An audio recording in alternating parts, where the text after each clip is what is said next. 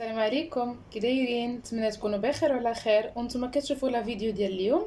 رجعت لكم فيديو جديد واقتراح جديد. اليوم ان شاء الله غادي نشارك معكم هذا الكيك اللي كيجي من ثلاثه ديال الطبقات، لذيذ بزاف واقتصادي، مكونات اللي سهله وبسيطه.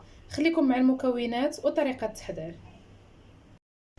وبالنسبه للمكونات، اول حاجه ديال الطبقه الاولى اللي هي الكيك، عندي جوج حبات ديال البيض فيهم قبصه ديال الملحه. بالنسبه لحبات البيض يعني متوسطين، ما كبارين ما صغار. كانت عندكم الحبه ديال البيض كبيره غادي ديروا وحده تكتفيو بها. عندي ساشي ديال الفاني هنايا، وقبيصه الملحه ديجا انا دايرها في الكيك.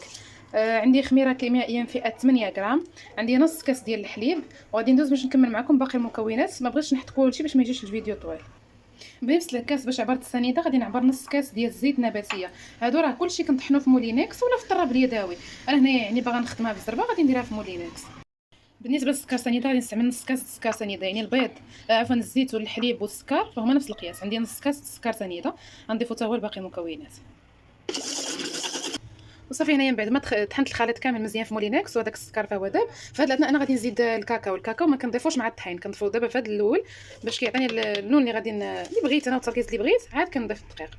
صافي هنايا درت جوج معالق كبار ديال الكاكاو، معلقه هكا المهم هذه متوسطه ما كبيره ما صغيره، وغادي نطحنهم مزيان. غنزيد عليهم معلقه ديال الخل ونميكسيهم مزيان. ديك الساعات غنرجع باش ندير الدقيق والخماره الكيميائيه فيها 8 غرام. وصافي هنايا من بعد ما طحنوا المكونات غادي ندوز باش ندير الدقيق. بالنسبه للدقيق عندي كاس ديال الفورس وغادي نزيد ربع كاس، يعني كاس وربع ديال الدقيق الابيض. وصافي هنا غادي نضيف الخمره اللي قلت لكم 8 غرام ومعلقه كبيره ديال الخل. ممكن تعوضوا الخل بالحامض، كيبقى لكم الاختيار. بالنسبه للطحين فانا درت طحين الحرش، ما درتش هذاك الرطب، استعملت طحين الحرش. وهنا من بعد ما طحنت الكاس الاولاني راه كيخرج الخليط باقي خفيف شي شويه، غادي ندير الكاس نص كاس الثاني صافي ومعلقه ديال الخل.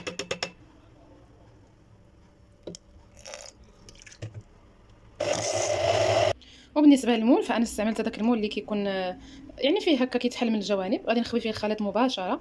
بالنسبه للفران فانا شعلته في هذه الوقيته، الفران ديال البوطه ديال الغاز. طيب الكيكه العادي راه ما كاملاش واحد 15 دقيقه حتى ل 20 دقيقه كتكون طايبه. بالنسبه للفران ديال الضو فهو غادي ديروا على 170 درجه، يدفى من قبل واحد 3 دقائق صافي كافيه. وكيتم حتى هو الطياب ديال الكيكه العادي. ندير هكا واحد الضريبات هكا على سطح العمل. هنا غادي لانه كنصور بيدي وكنخدم بيد الثانيه. هنا غادي نحيد هاد الجوانب اللي بقاو في المولينكس وغادي ندخلها الطيب كما قلت لكم على نار اللي متوسطه والفران مسخن من قبل. و ما بين 15 عفوا حتى 20 دقيقه. كناخذ واحد الكوردون بعد ما كنخويها في المول وكندير هذا الشكل هذا هكا، حركه دائريه باش ما كتجينيش الكيكه مشقه وما كتجيش منفوخه من الوسط وهابطه من الجناب، يعني باش كيجي السطح ديالها متساوي. هانتوما هنايا الكيك من بعد ما طاب راه كيجي هشيش، وديجا راني جربت واحد كوردون هنايا باش نشوف انه طايب. صافي غادي ندوز نسقيه. هنا نسقيه بالحليب، الكيك راه دافي والحليب بارد. بالنسبه للكيك تقدروا تسقيوه يعني باي حاجه بغيتو نتوما، يا بالسيرو ديال الحليب والقهوه يا هكا بالحليب بحال اللي غادي نسقيه انا، المهم اللي عندكم ومتوفر. بغيتو تخليوه غير هكاك ما تسقيوهش كيبقى لكم الاختيار. انا تقريبا غنسقيه واحد ربع كاس ديال الحليب صافي.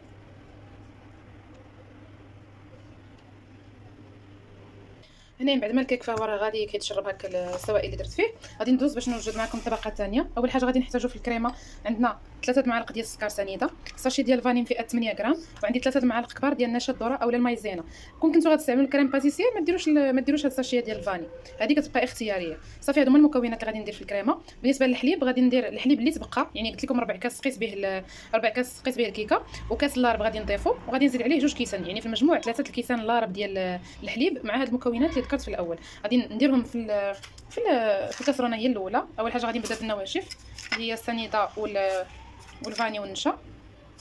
صافي 3 المعالق ديال السنيده مع ساشيه الفاني مع المايزينا. بالنسبه للمايزينا كيف ما قلت لكم تقدروا ديروا النشا، تقدروا ديروا الكريم باتيسير. هذه المعلقه الاولى.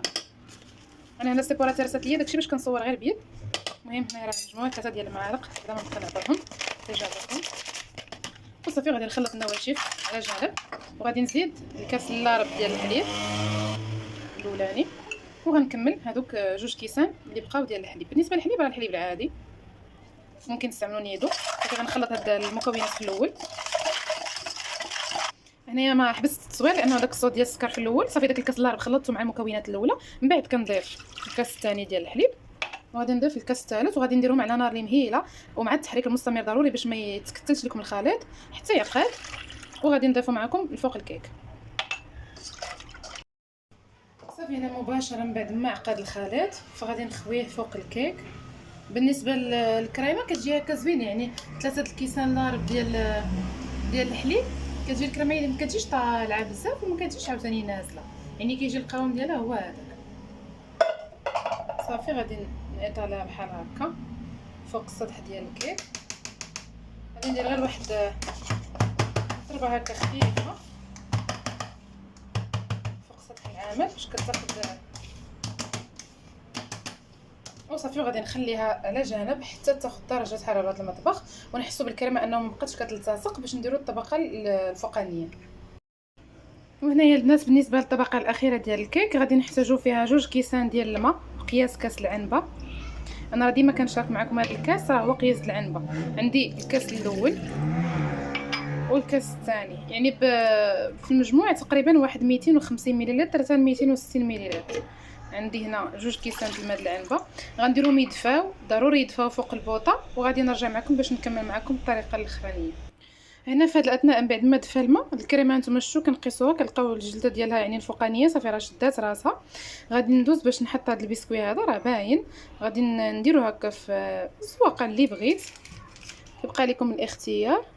ها نتوما بهذا الشكل هذا، وكتضغطوا غير واحد الضغطه اللي خفيفه باش بحال كيشد راسو ديك اصلا ملي غتخويو هذا الخليط الاخراني كتحسوا بها بحال بدات كتهز، يعني راه عادي. ها نتوما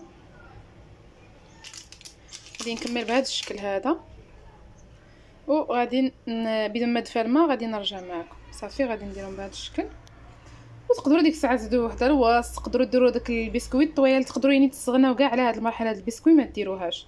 هنايا البنات الماء من بعد ما دفى كندير ليه واحد المعلقه ديال السكر سنيده، بغيتو تضيفوا 2 معالق 3 1 يعني كيبقى لكم الاختيار. وغادي نزيد مباشره هاد 2 ديال لي فلون هادو، كل واحد فيه 2 غرام ونص، يعني في المجموع 5 غرام ديال الفلون. انا غنستعمل النكهه ديال الكراميل، تقدروا تستعملوا الفريز، الفاني، الشوكولا، كيبقى لكم الاختيار. غادي نديرهم فوق النار حتى يغلاو مزيان، يعني يبدا يبان ليا داك الخليط بدا جا طالع كيغلي، وغادي نحيدهم فوق النار. انا بالنسبه للخليط فدرتو فوق البوطه باش يبدا يغلى. الا كانت عندكم القهوه سريعه الذوبان ممكن انكم تضيفوها، انا هنايا ما بقاتش ليا ما درتهاش. يعني الا عندكم القهوه سريعه الذوبان ديروها، ضروري من التحريك نتوما شفتوا باش ما يبقاوش يدير لكم داك التكتلات حتى يبدا يعقد، يبدا يغلى من الجوانب وغنحيدو. هانتوما هنايا الخليط من بعد ما غلى مزيان فوق البوطه، غادي نبدا نوزعوه هكا فوق الكيك بهذا الشكل غير بشويه. تقدروا تستعنوا هكا، حيت انا كنصور دابا بيد كنصور بيد وكنخدم بيد، يعني غنحيد دابا الكاميرا وغادي نوزع هذا الخليط كامل ونوريكم كيفاش كاين. وهنايا من بعد ما خبيت الخليط على الكيك هانتوما كيفاش كيجي، راه كتجي فيه واحد الطبقه اللي لامعه. غادي نخليه على جنب حتى يشد يعني درجه حراره المطبخ، وغندخلو للثلاجه يبرد تماما، يعني يقدر ياخذ من 3 سوايع حتى ل4 باش يبرد مزيان، وتقدموا ديك الساعات بالصحه والراحه. ان شاء الله غنرجع معكم باش نديموليه وتشوفوا كيفاش كيجي. هانتوما البنات الكيك كيفاش كيجي، شوفوا هاد الطبقه الفوقانيه راه كتجي لامعه. هانتوما شوفوا ما شاء الله، انايا راه ديموليت وحيدته، كتجي الطبقه ديال الكيك والكريمه، وهاد الطبقه الاخرانيه غادي نقطعوا معكم باش تشوفوا الشكل ديالو كيفاش كيجي. شفتوا هاد الطبقه الاخرانيه كيف ما قلت لكم راه تقدروا تعوضوها بالطبقه ديال الفلون ديال الفريز ولا فلون ديال الشكلاط اللي متوفر واللي بغيتو نتوما، كيبقى لكم الاختيار. غادي نقطع معكم واحد الطريه باش نوريكم كيفاش كتجي. هانتوما شوفوا ما شاء الله كيفاش كتجي هذا هو الشكل ديالها. بالنسبه للكريمه راه الا بغيتو تزيدوا فيها واحد المعلقه ديال الجبن ممكن انكم تضيفوها، باش حيت درنا غير النشا باش تجيكم زعما الا دكتور ديروا معلقه ديال الجبن، كتجي داك الخليط او المزيج ما بين السكر والملوحه كتجي زوينه. شوفوا كيفاش كيجي الشكل ديالها. الى عجبكم الفيديو ما تنساونيش من ارائكم في التعاليق ولايكاتكم للدعم والتشجيع. الى فيديو قادم ان شاء الله.